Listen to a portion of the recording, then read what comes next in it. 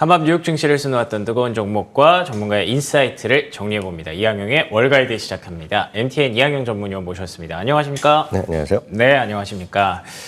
일단 오늘은 핫스탁 세 가지를 열어보기 전에 사실 간밤에 지수만 보면 뭐 그냥 보합권, 강보합세 그냥 휴일 전날이라서 이렇게 끝났구나 하실 수도 있지만 전기차 관련주만 모아놓고 보면 엄청나게 강했던 탄력을 보실 수가 있거든요. 테슬라뿐만 아니라 리비안도 급등을 했던데 이 부분 먼저 짚어보고 시작을 해볼까요? 네, 맞습니다. 테슬라가 먼저 보여줬고요. 리비안도 이제 인도량이 생각보다 좀 좋았다라고 해서 이제 같이 올라갔는데요. 네. 결국 모든 것의 중심은 테슬라에서 시작하고 테슬라에서 지금 끝날 수밖에 없는 거죠. 리비안 분명히 좋죠. 네, 리비안 차에 대해서는 완벽하게 좋다는 얘기를 많이 하고 있고요. 제가 아는 지인 한 명도 테슬라 리비안 예전부터 주문해서 아마 지금 받았을 것 같습니다. 5월에 인도를 받는다 그랬었거든요. 근데 그만큼 그분이 차를 엄청 좋아하는 매니아인데 그런 소위 F150 이런 것도 타고 다니고 좋아하는 분인데 그럼 만족도가 높은 거죠. 문제는 이제 그런 것에 대한 이미지와 주가나 기업의 어떤 재무적 성과랑은 완전히 다른 흐름이라고 보셔야 되겠습니다. 그렇긴 하죠. 테슬라가 위대한 것은 2019년, 2021년을 접어들면서 이익이 계속 나기 시작했고 지금 현재까지 계속 이익이 났습니다. 5분기 연속으로 기대 이상의 인도량을 나왔거든요. 바로 그런 것들이 주가를 끌어올리는 그런 모습이 되겠고요. 실제로 오늘같이 반장만 열리는 거래가 별로 한 사람 법인데요. 그렇죠. 오늘 일단 테슬라는 보여줬죠.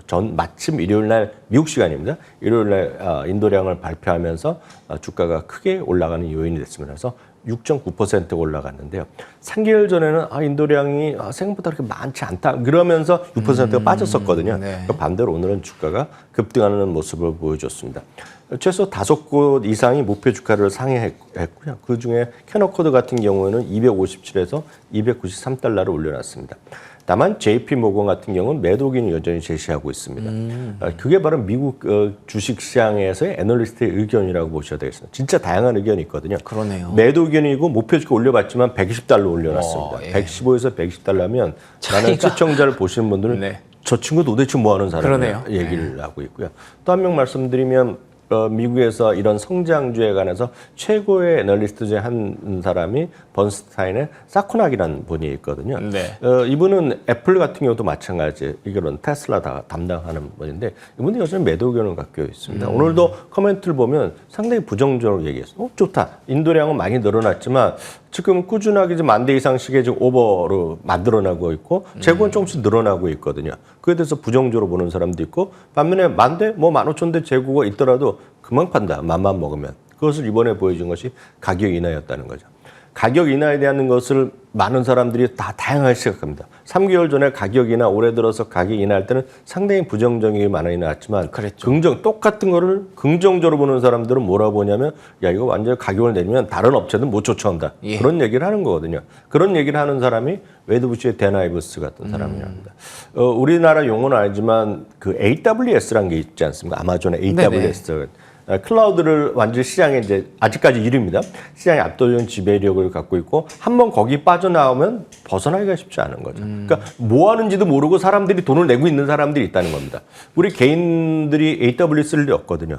그렇지만 많은 기업체들이 돈을 갖다 주고 있는 것이 AWS의 위력이기 때문에 그런 걸 빗대서 압도적인 지위에 파괴적인 어떤 그 산업을 갖고 있는 것을 혁신적인 그런 제품 서비스를 AWS에다가 영어식 표현입니다. AWS 모먼트란 말을 씁니다. 영어식 표현이 있습니다. 그래서 AWS 모먼트를 누가 갖고 있다 없다 하면 갖고 있다는 것은 정말 세상을 뒤바꾸는 파괴적인 서비스 그런 걸 의미한다고. 그러니까 그렇게 사전적 의미라기보다는 관용적 표현인데요. 오늘 댄 아이브스가 AWS 모멘트를 지금 갖고 있다. 최근에 이런 얘기를 많이 합니다. 포르춘이나 이런 데서 많이 얘기하고 있는데요. 그것은 가격을 인하하고 최근 들어서 대표적인 얘기가 수많은 자동차 회사들이 물론 아직 현대차는 버티고 있고 도요타도 버티고 있지만 포드, GM 그리고 좀 리비안이 이미 들어갔고요. 얼마 전에 그 볼보도 들어갔잖아요. 그리고 차지 포인트도 갔어요. 이거는 쉽게 얘기해서 그 사람의 표현을 제가 그대로 인용해드리면 내 돈이 아니라 다른 사람들 알아서 렌트비를 내주겠다는 겁니다, 지금. 그 슈퍼차지를 가는 걸 도와하면서. 이 게임은 끝났다는 얘기를 하는 거죠. 그러면서 아까 보여드렸을 때 앞서 지금 $120를 제시하는 JP모건도 있는데 이번에 지난번에 올렸잖아요. $300로. 지금 이 월가에서는 가장 높은 사람 중에 하나거든요. 그러니까 그런 의견이 다양한 의견이 있다라는 것. 바로 그런 부분에서 여러분들 선택을 하실 수밖에 없다. 누가 의견을 맞을 줄 아무도 모르죠. 그럼요. 안 가본 미래이기 때문에 거기까지 말씀드리겠습니다. 알겠습니다. 뭐 월가의 시각은 이렇게 엇갈릴 수 있습니다만 주가의 움직임을 보면 많은 분들이 테슬라에 대해서 어떻게 생각하는지를 또 알 수가 있기 때문에 오늘 7%의 급등 쉽게 넘길 수는 없는 그런 대목이었습니다. 자, 그러면 오늘 핫스탁 세 가지 지금부터 천천히 확인해 보도록 하겠습니다. 첫 번째 핫스탁은 맥케슨입니다. 엔데믹 대표 수혜주라고 부를 수 있을까요? 바이오 제약과 의약품 유통 서비스 제공업체의 맥케슨의 주가가 순항을 하고 있습니다. 연일 신고가 랠리를 달리고 있는데 어떤 기업인가요? 네, 맞습니다. 아주 쉽게 얘기하면 유통회사라고 보시면 되겠는데요. 약국에 약도 갖다 줘야 되고요. 병원에 병원 설비 같은 경우 쉽게 해서 아주 제가 쉽게 말씀드리면 주사기도 마찬가지 다양한 뭐 엑스레이 관련 설비 이런 것들 다 설비가 그 기자재가 있을 거 아닙니까? 그렇죠. 그걸 유통하는 전 세계 글로벌 최대 대표 기업 중에 하나라고 딱 이해하시면 되겠고요. 연간 매출이 250억 달러가 넘습니다. 강력한 재무적인 성과 그리고 재무적 안정성을 갖고 있습니다. 다만 단점은 이런 헬스케어 업종의 특성상 경기에 민감할 수밖에 없죠. 이런 팬데믹 시기에 상당히 어려웠던 거 다 마찬가지가 되겠고요. 또 하나 미국에서는 의료보험치 쪽의 제재에 대한 상당히 압박 그리고 규제가 나오고 있기 때문에 규제 리스크에서 완전히 자유로울 수 없다는 단점이 있습니다. 그렇군요. 다만 제가 맥케슨을 주목한 이유는 딱 하나입니다. 많은 분들이 어제 저희가 월요일날 저희 그 방송을 통해서 또 우리 헬스케어 관련된 바이오 쪽에 전문가 모셔갖고 2주에 한 번씩 하지 않습니까? 맞습니다. 부분에서도 111에서 자세히 말씀했는데 111을 보통 분이 하기에는 아주 쉽지는 않습니다. 왜냐하면 그렇죠. 저는 이제 주식을 많은 분들이 설명할 때 보면 이해를 해야 되거든요. 근데 많은 분들이 거기까지 이해합니다. 3대 질병을 얘기하는 거 있지 않습니까? 알츠하이머, 또 하나 당뇨, 거기에 비만이 한 묶음으로 들어간 것이 지금 111이거든요. 최근에 거기다가 그렇죠. 파이저가 하는 것이 잘 안 됐잖아요, 지금요. 맞아요. 그러다 보니 111이 더 집중되는 거죠. 거기까지는 알지만, 거기까지 이해되지만 이 회사가 도대체 제약 이름이 뭔지 아마 이름 기억하신 분 없으실 것 같습니다. 많이 들으셨겠지만 설명을 들으셨지만 기억 못하고 이거의 성과라든가 이거의 소위 FDA에서 어디까지 오고 잘 모르시잖아요. 굳이 뭐 거기까지는 잘 모르죠. 그렇기 때문에 그런 주식을 오래 버티는 분들이 웬만한 분들이 쉽지 않습니다. 제가 알기에는 대한민국에서 의학 업종에 계시는 의사 선생님, 간호원 선생님 그런 제약 없는 분들은 111 엄청 갖고 있는 거로 제가 알고 있거든요. 아, 그렇구나. 네. 그렇지만 그게 보통 분들은 쉽지 않습니다. 보통 분이 쉬운 주식의 헬스케어에서 제가 봤을 때는 딱 이런 겁니다. 맥케슨이라든가 의료기기 ETF, IHI 이런 것들이거든요.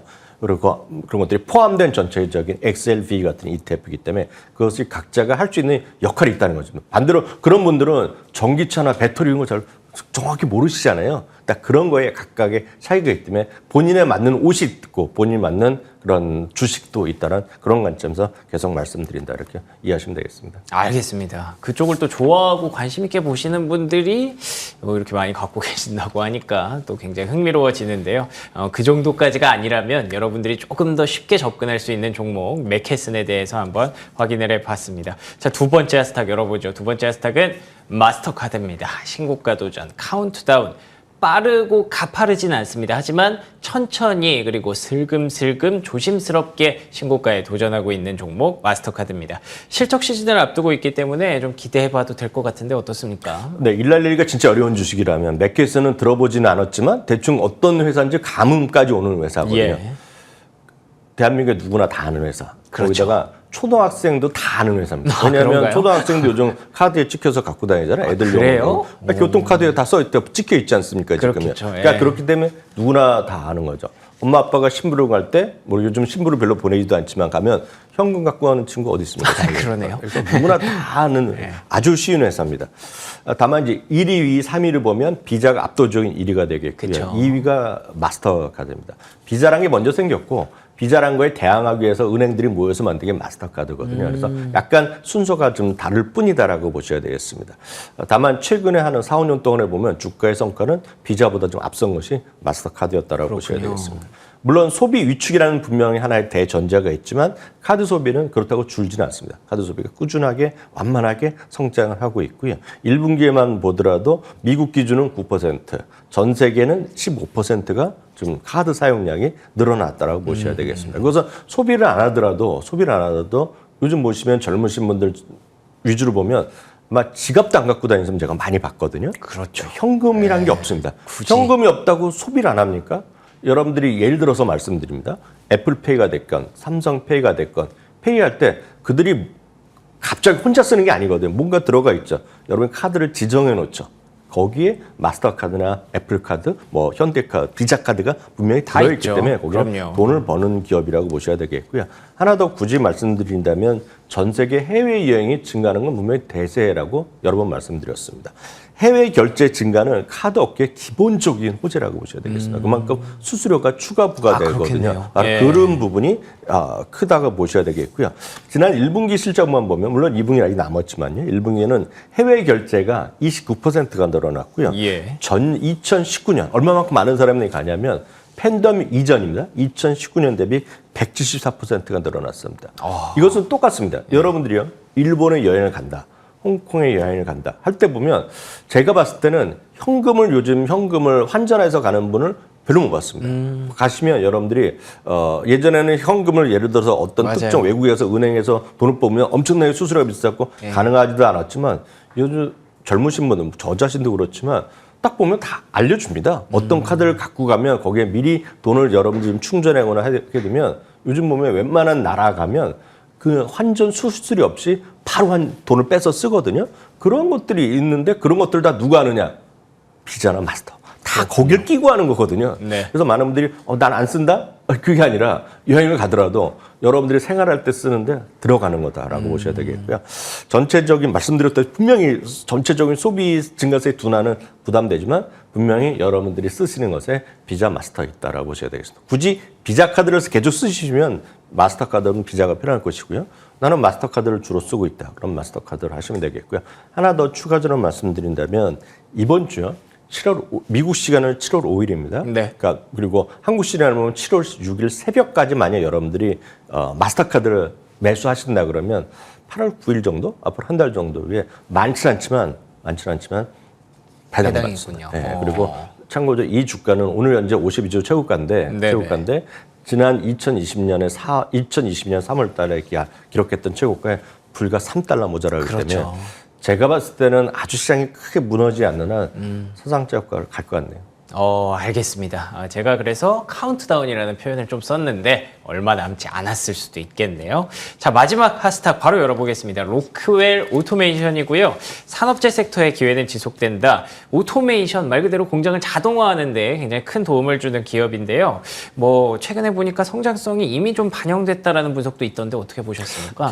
로겔 오토메이션은 이제 저희가 리쇼링 할 때부터 계속 설명드렸던 기업인데요. 이분이 상당히 흥미롭습니다. 산업재가 많은 분들이 저게 뭐가 되겠냐는 것이지만 산업재가 상당히 지금 떠오를 수 있는 게 거기에 이제 인공지능이 들어가고 로봇화가 들어갑니다. 특히 이제 로봇화가 되는데 거기에 인공지능이 심으면서 기존의 로봇보다 한 단계, 두 단계, 세 단계 업그레이드인 것들이 계속 나온다는데 여기 있는 거죠.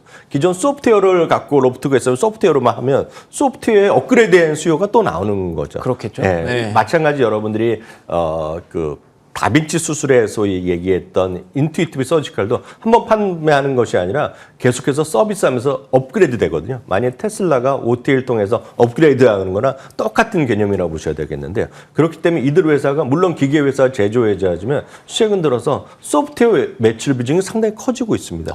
이게 바로 전 주목할 부분이라고 보고 있고 바로 그런 부분들이 소위 로겔 오토메이션, 리쇼링 플러스 인공지능 접목되면서 업그레이드 수요 여기까지 이해하신다 그러면 저는 로겔 오토메이션도 지금 상당히 흥미로운 주식에 틀림없다라고 한번 여러분 스터디해 보시면 좋을 것 같습니다. 알겠습니다. 단순히 이제는 그냥 산업재라고 부를 수가 없겠네요. 자동화의 소프트웨어까지 흥미로운 기업이니까 한번 더 알아보시면 좋을 것 같습니다. 오늘은 여기서 마무리 짓도록 하겠습니다. 오늘도 좋은 말씀 고맙습니다. 굿모닝 글로벌 화요일 순서 여기서 마무리하겠습니다. 저희는 내일 아침 5시 55분에 돌아옵니다. 이어지는 출발 성공 투자 역시 MTN 머니투데이 방송과 함께 해주시기 바랍니다. 시청해주신 여러분 고맙습니다.